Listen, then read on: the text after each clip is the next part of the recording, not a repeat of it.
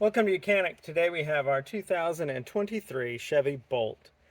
And on this vehicle, we're going over the process to be able to replace your clock spring.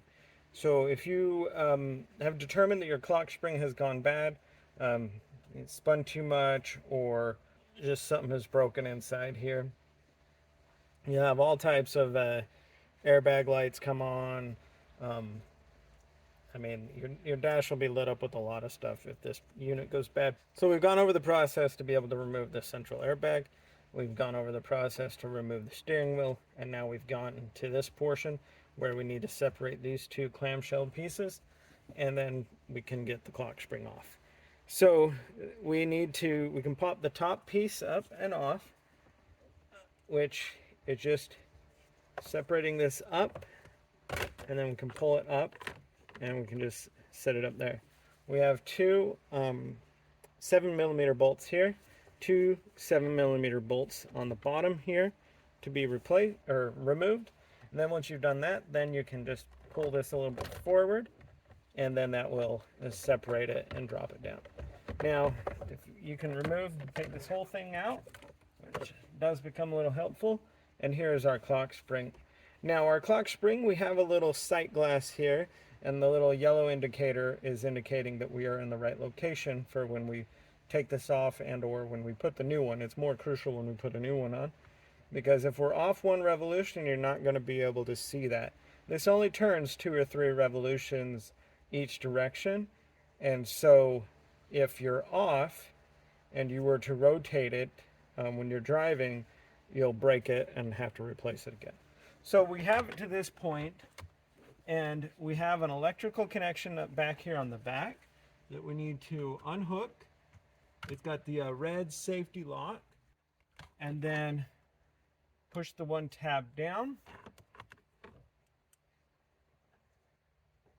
The central tab here, we open the safety lock, press that tab there, and that disconnects. And that's what disconnects from the clock spring. Now, you can, on these two sides, pull little tabs, and you can pull the whole unit off with your combination switches.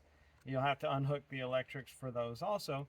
But the clock spring is just this little piece. And so we have a tab on the top here and the bottom, and then another one on this side.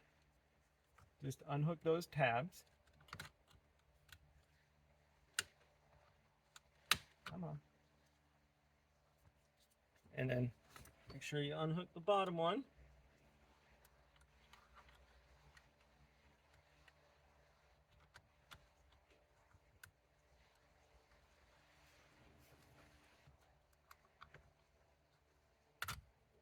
Go. And so those tabs unhooked, now our clock spring can be removed for replacement with a new one, and or to gain more access. This is just a bracket that holds everything in place, and you can unhook and remove the whole bracket also. But this is what you'll get when you buy a new clock spring, is this unit here to be able to replace your clock spring if it is broken. So we'll set that aside for a little bit, and then we'll go over a step of putting it back on here. So the clock spring's been removed, and it goes down over here. We have our combination switches on both sides. You can replace each individual one of these, and I will show you how those come out. And then your clock spring and this bracket, this plastic bracket that holds everything in place, can stay on the steering wheel column. If you do feel you want to remove it, there's little tabs on this side, just being able to pull them open, and then you can pull this whole unit off, disconnecting the electrical connections to your combination switches before you do that. So we have our clock spring unit right here for the replacement. We have a little sight glass here that is showing us the yellow, and so that's saying that it's in the right location. So if we were off by 1 revolution, we're not going to see the yellow one. There's a little black one in there, and then we go 2 revolutions, we don't really see anything in there, and it's generally 2.5 to maybe 3.5 different revolutions, but generally 2.5. So if you go any further, basically 2.5, it probably would get really stiff, and if you push more pressure on, you're going to break it, and so you don't want to do that. So we're going to spin it back, to the middle there. And that's one way. On other ones that don't have the sight glass, that's one way that you can figure out whether you're in the middle. You have to be very cautious when you're spinning it that you don't break it, but you'll spin it the couple revolutions when you get that resistance, then turn it back and figure out how many revolutions it is. It's generally just 2.5, might be 3.5, just depending on the make and model.